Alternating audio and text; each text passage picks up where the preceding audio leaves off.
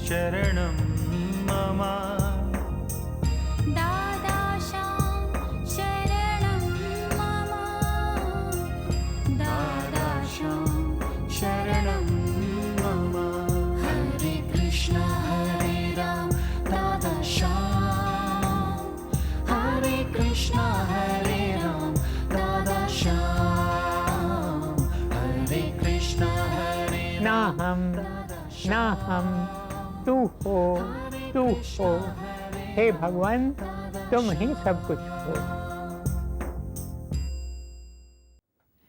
मेरे प्यारे भाइयों और बहनों, आप सबको मेरा हार्दिक प्रणाम।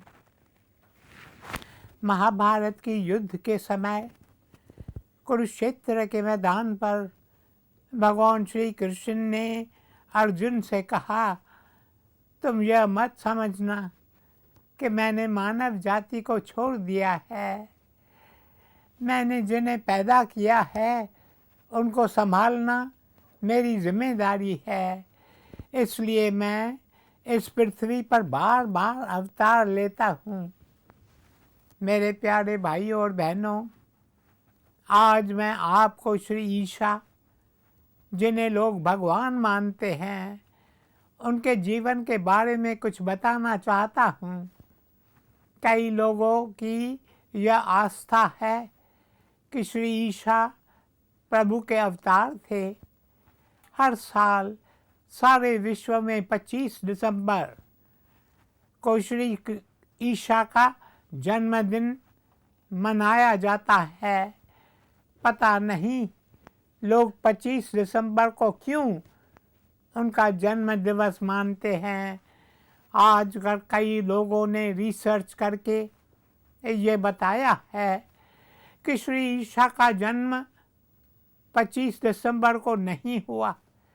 कहते हैं उनका जन्म 4 या 6 जनवरी तारीख को हुआ।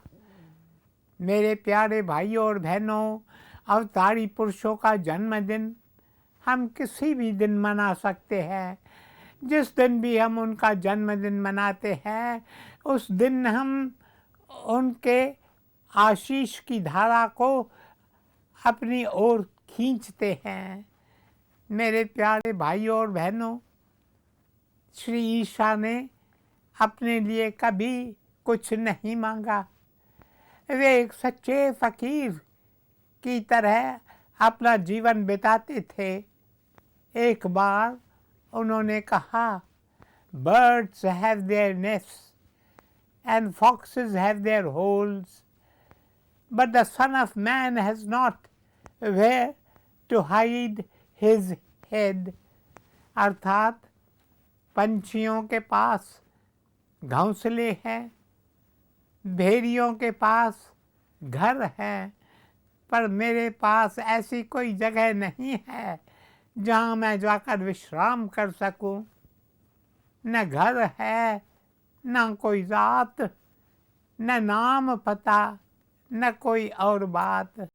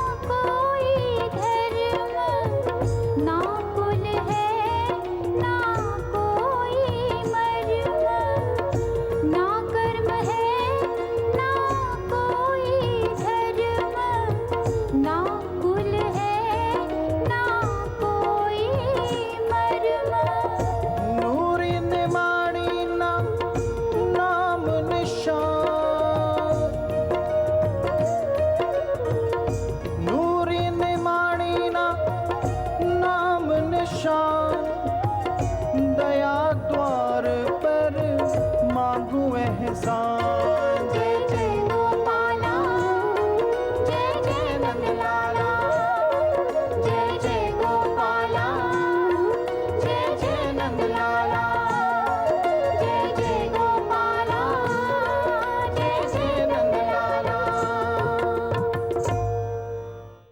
मेरे प्यारे भाइयों और बहनों, उनका अपना कोई घर नहीं था। जीवन के अंतिम 3 वर्षों में, क्योंकि तब उन्हें पता चला कि वे अवतारी पुरुष हैं, 3 वर्ष वे एक गांव से दूसरे गांव, एक नगर से दूसरे नगर, एक शहर से दूसरे शहर जाकर लोगों को प्रभु का संदेश देने लगे। उन दिनों न बसेस थीं, न मोटर गाड़ियाँ और न ही यात्रा के अन्य साधन थे। लोग घोड़ों पर सवार होकर एक स्थान से दूसरे स्थान जाते थे। श्री ईशा पैदल ही अपनी यात्रा तय करते थे। वे जहाँ भी जाते थे वहाँ एक नई फिजा आ जाती थी। बीमारों को स्वस्थ करने की शफा उनमें थी। ईश्वर ने उन्हें हीलिंग की गिफ्ट दी थी। वे जिसको हाथ लगाते उस व्यक्ति का रोग दूर हो जाता था। जिन्हें कुष्ठ रोग होता था वे भी श्री ईशा के स्पर्श से ठीक हो जाते थे। मेरे प्यारे भाइयों और बहनों, एक बार श्री ईशा कहीं से गुजर रहे थे। वहाँ 10 कुष्ठ रोगी बैठे थे। उन दिनों कुष्ठ रोगियों को लोग शहरों में नहीं रहने देते थे। लोगों का मानना था कि कुष्ठ रोग फैलता है, इसलिए बेचारे कुष्ठ रोगी वन में रहते थे। जब श्री ईशा वन से गुजरे तो कुष्ठ रोगियों ने दूर से ही उन्हें पहचान लिया। उन्होंने एक दूसरे से कहा, वे देखो श्री ईशा आ रहे हैं, हम इन्हें विनती करते हैं कि वे हमें इस रोग से मुक्त करें। जैसे ही श्री ईशा उनके निकट आते हैं, वे सब उनके चरणों में नमन करते हैं और कहते हैं, कृपया आप हमें इस रोग से मुक्त करें। इस पर श्री ईशा कहते हैं, यहाँ से थोड़ी दूरी पर एक मंदिर है, तुम उस मंदिर में जाओ, प्रभु तुम्हारी इच्छा पूरी करेंगे। उन्होंने ये नहीं कहा कि मैं तुम्हें इस रोग से मुक्त करूँगा। उन्होंने बस इतना ही कहा, प्रभु तुम्हारी इच्छा पूरी करेंगे। यह सुनकर वे सब श्री ईशा के बताए हुए मंदिर की ओर चल पड़े। चलते चलते उन्होंने देखा कि उनका कुष्ठ रोग गायब हो गया है और वे स्वस्थ हो गए हैं।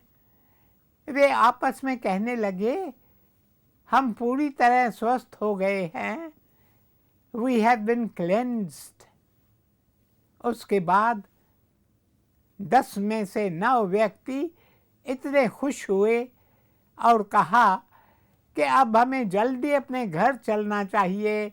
हमें अपने परिवार के सदस्यों को बताना चाहिए कि हम श्री ईशा के आशीष से बिल्कुल स्वस्थ हो गए हैं। लेकिन एक ने कहा, घर जाने से पहले मुझे श्री ईशा को ढूंढकर उनका शुक्रिया अदा करना चाहिए। मुझे उनसे जाकर कहना चाहिए, आपके आशीष से मैं स्वस्थ हो गया और आप मुझे सदा अपना आशीष देना। तब वह श्री ईशा के पास आकर कहता है, आपके आशीष से मैं बिल्कुल स्वस्थ हो गया हूँ। तब श्री ईशा उससे पूछते हैं, बाकी के 9 लोग कहाँ गए? मेरे प्यारे भाइयों और बहनों, कई बार ईश्वर हमारी प्रार्थना स्वीकार करते हैं। कई बार ईश्वर से जो मांगते हैं ईश्वर वो हमें देते हैं, पर हम उनका शुक्रिया अदा करना भूल जाते हैं। इसलिए ईश्वर का हमेशा शुक्रिया अदा करो, उनका आभार माना करो। उठते शुक्राना, बैठते शुक्राना, चलते फिरते शुक्राना। Thank you God, thank you God, thank you God. आज आप ये 3 शब्द अपने साथ ले जाएं। प्रभु तेरा शुक्राना, प्रभु तेरा शुक्राना। आप सुबह नींद से जागते हैं, भगवान हमें सारे दिन और रात में कुल 1440 मिनट देते हैं। उसमें से हम भगवान को 1 मिनट भी नहीं देते, आधा मिनट भी नहीं देते। मुझे तो लगता है 1/4 मिनट भी नहीं देते। मेरे प्यारे भाइयों और बहनों, सुबह उठते ही हम कहें, हे प्रभु तेरा शुक्रिया जो तूने हमें एक नए दिन का उपहार दिया है। तुम अपनी याद हमारे दिल में सदा बनाए रखना। इतना कहने में आपको केवल 1/4 मिनट लगेगा। सुबह जब नींद से जागो तो पहले पहले यही काम करो, प्रभु का शुक्राना, प्रभु का शुक्राना। Thank you God, thank you God. हम चाहे जिस हाल में हूँ कहें थैंक यू गॉड, दुख में सुख में थैंक यू गॉड। मैं आपको सच बता रहा हूँ, थैंक यू गॉड एक दवा है, मैंने इसे आजमाया है। शुक्राना शाह ऐ तेरा, शुक्र है शुक्र तेरा। शुक्राना शाह है तेरा, शुक्र तेरा, शुक्र तेरा।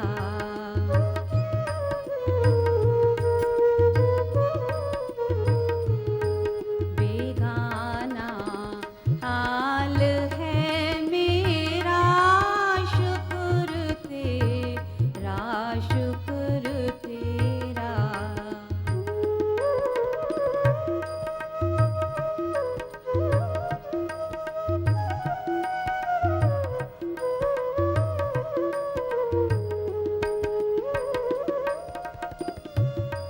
नयारों में रही यारी, बह रही रोज बाजारी।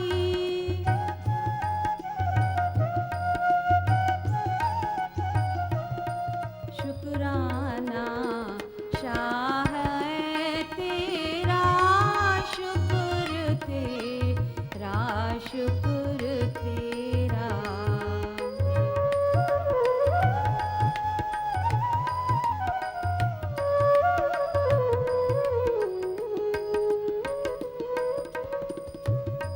दुनिया की दोस्ती फानी, मांगो एक रहम रूहानी।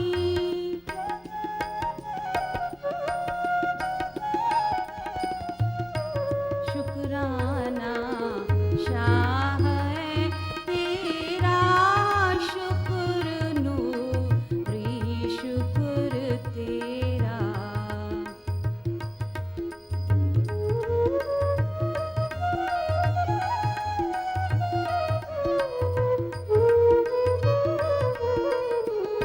शुक्राना शाह है तेरा, शुक्र तेरा, शुक्र तेरा।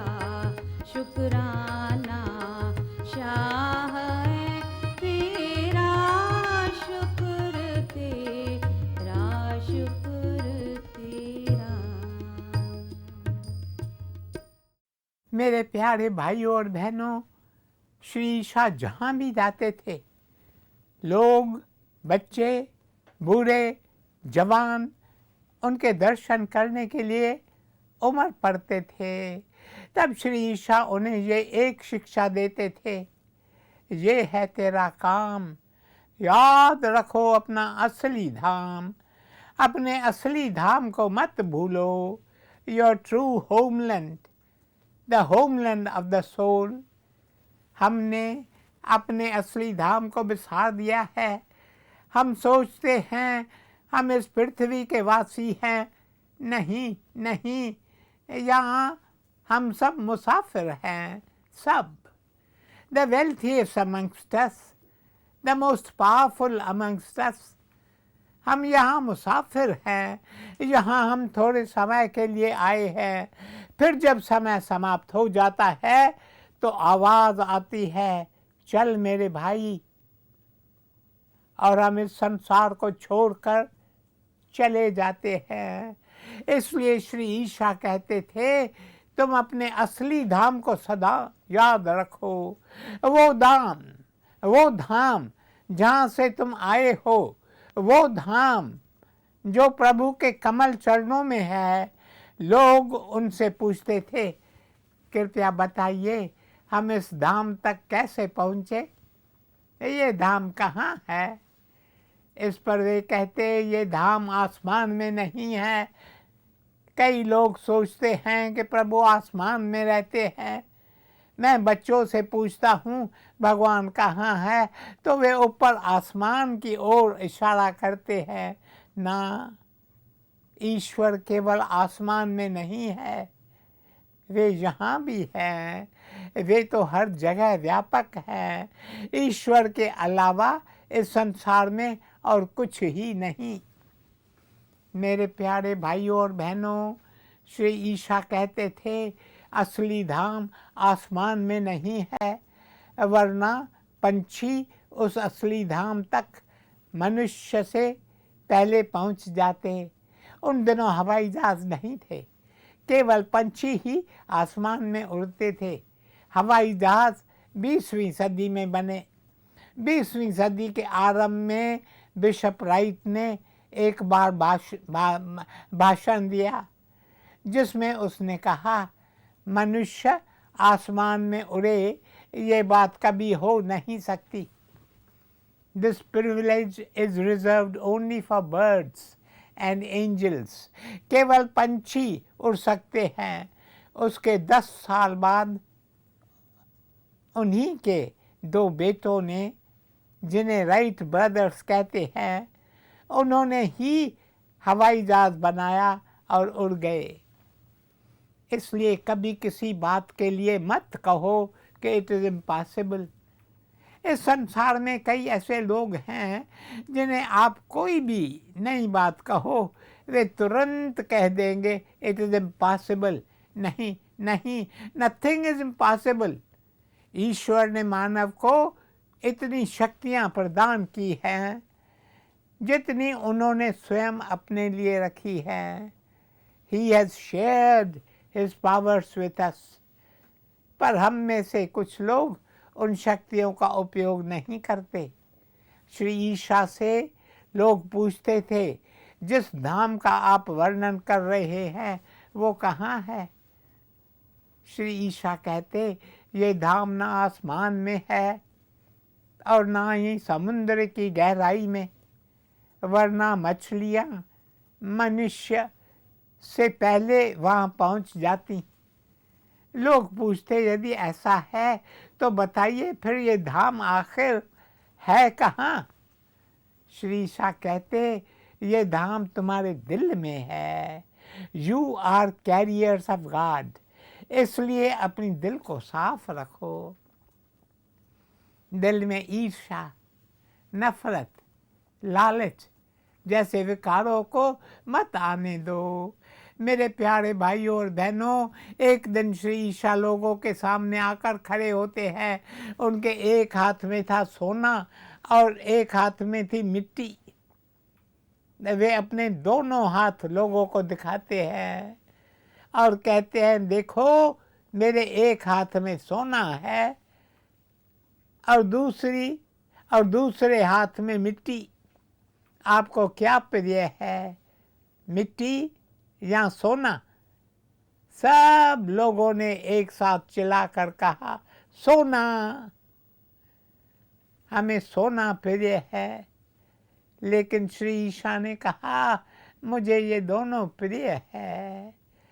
मेरे प्यारे भाइयों और बहनों, इसे कहते हैं समदृष्टि। श्रीमद् भगवद गीता में इसका वर्णन किया गया है। लेकिन समदृष्टि और समवृत्ति में अंतर है। समदृष्टि का अर्थ है सबको समान रूप से देखना, सबको समान रूप से प्रेम करना, कोई भेदभाव न करना। पर समवृत्ति का अर्थ है सबके साथ एक जैसा बर्ताव करना, वो संभव नहीं है। मान लो आपके सामने शेर आ जाए तो क्या आप उससे कहेंगे आओ मेरे प्रिय तुम्हारा स्वागत है, आकर इस कुर्सी पर विराजो? समवृत्ति संभव नहीं है, परंतु समदृष्टि रखना संभव है। हमारी दृष्टि सम होनी चाहिए। मेरे प्यारे भाइयों और बहनों, एक दिन की बात है, श्री ईशा अपने शिष्यों के साथ कहीं जा रहे थे। तभी उन्हें एक खेत से गुजरना पड़ा। सारा खेत पत्थरों से भरा था, जिससे उस खेत पर चलना मुश्किल था, विशेष रूप से श्री ईशा के लिए, क्योंकि वे नंगे पांव चलते थे। उस दिन श्री ईशा ने अपने शिष्यों के साथ काफ़ी फासला तय किया था, जिसके कारण उनका एक शिष्य बहुत थक गया। श्री ईशा ने अपने शिष्यों से कहा, मेरे साथ जो चल रहे हैं वे अपने साथ एक या एक से अधिक पत्थर उठाएं और इस खेत को साफ करते चले, ताकि हमारे बाद जो लोग इस खेत से गुजरें उन्हें यहाँ चलने में कोई परेशानी न हो। शिष्यों ने अपने गुरु की आज्ञा का पालन किया और वे जितने पत्थर उठा सकते थे उन्होंने उठा लिए। पर एक शिष्य जो ज़्यादा चलने के कारण थक गया था, उसने मन ही मन कहा, हम बहुत थक गए हैं। पता नहीं गुरु को ये बात क्यों समझ में नहीं आ रही। हमें बहुत भूख लगी है और ये हमें पत्थर उठाने को कह रहे हैं। मेरे प्यारे भाइयों और बहनों, अब समय समाप्त हो रहा है, इसलिए आज बस यहीं तक शेष कल। ओम शांति शांति शांति।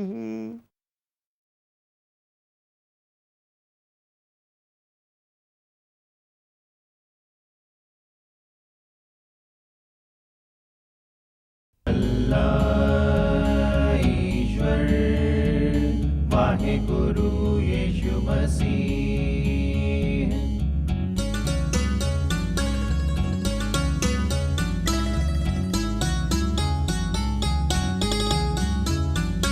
असतो मा सद्गमय, तमसो मा ज्योतिर्गमय, मृत्योर्मामृतं गमय।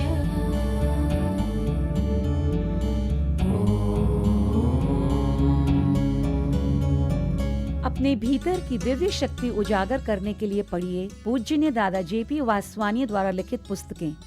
भजनों तथा उपदेशों की सीरीज और कैसेट्स भी उपलब्ध हैं। 3 मासिक पत्रिकाएं, ईस्ट एंड वेस्ट सीरीज, दिल का द्वार खोल, मीरा मैगजीन का भी लाभ उठा सकते हैं। अधिक जानकारी के लिए संपर्क कीजिए गीता पब्लिशिंग हाउस, साधु वासवानी मिशन, 10 साधु वासवानी पथ, Pune 411001, Maharashtra, Bharat. Telephone 02040064450। Email gph@sadhuvaswani.org। Website www.sadhuvaswani.org। Online website www.dadavaswanisbooks.com।